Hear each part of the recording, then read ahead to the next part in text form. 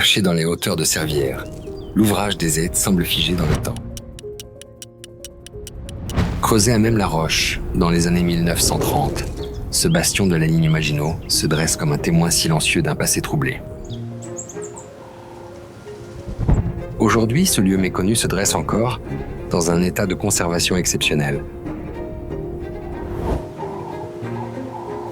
Nous nous trouvons devant l'ouvrage Maginot des Aides, qui a été construit de juin 32 à août 38, qui devait recevoir un équipage de 90 personnes qui devait pouvoir vivre en autarcie 35 jours. C'est pour ça que dans les 300 quelques mètres de galerie intérieure, on trouve la réserve d'eau, la réserve de vivres, la réserve de munitions, les dortoirs, tout ce qui était nécessaire à l'autarcie de l'équipage pendant 35 jours, prévu en cas de long combat.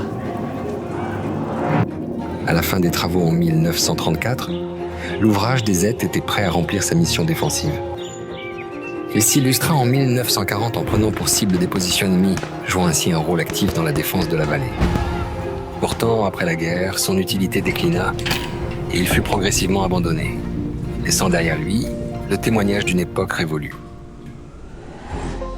L'ouvrage des Aides est aujourd'hui un trésor préservé.